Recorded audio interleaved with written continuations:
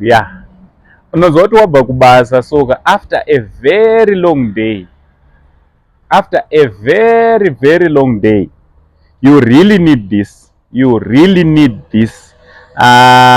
Unozwa kuti parecliner rinoirika haunatsonzwa kuti wakomanaka ndazorora haunatsonzwa kuti ndazorora. Handiti ehe, so ndoda kumboti ndimbokuratidzaiwo macouch ari panapa just for a few minutes. Handiti I just want to show you around here at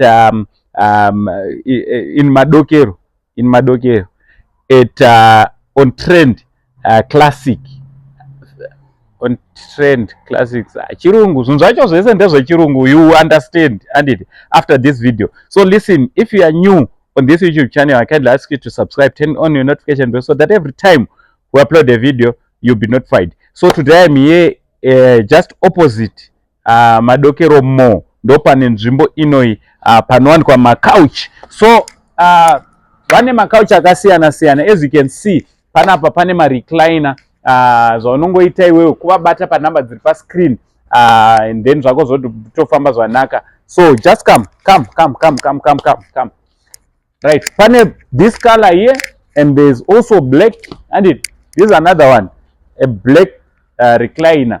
Also uchaona kuti vane kist, and kist. So marecliner avo ka ma 7 seater anenge ane 2 seater and then 1 3 seat. And this is 2 seater 1 and then 1 and then 3 seater. Eduka sezvamuri kuona kuti this one is a 2 seater 1, meaning kuti the whole set inenge ichigara vanhu vangani, inenge iri 6 seater. Also if you check kukona uko kune rimwewo ririko, zvinhu zvakanaka. Zvese tinazvo panapa, zvese tinazvo pa on Trend Classics. And all you need to do is to get in touch with us on the number on the screen. Iwewe wotobatsirwa kuti unge uri unowana furniture yako. Vamwe vanobva vati ko furniture yachona inini ndiri kure zvinozofamba sei? Aiwa, tinodhilivhara kwese kwese nationwide, even kubhinga tinosvika, even kupi. All you need to do is to order online. Unongoti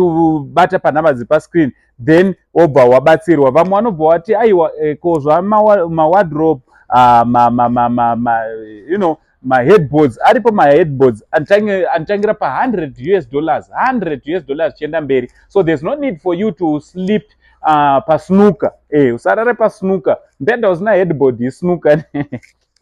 So my headboards aripo, as you can see. My wardrobes chichi, we have got everything chinongonzi furniture. Vamwe vanobva vati aiwa toda kuitirwa ma fitted you know, furnitures mudzimba dzedu pane vari kuvaka. All you need to do iwe just call isusu tobva tatokuitira plan rekutoti zvauri kuda chaizvo zvinge zvinoitika. Vamwe vanobva vati aiwa toda pane macouch andakamboona kwakati andiri kudawo. Aiwa unongouya nemaphotos tobva takugadzira exact what you want. Also ma TV stands we have chese chinonzi furniture. So all you need to do is to get in touch with us panhamba dziri pascreen. Zvako zvava zvatofamba zvakanaka. Aiwa indirege nditori rangu ndibve ndaenda kumbe.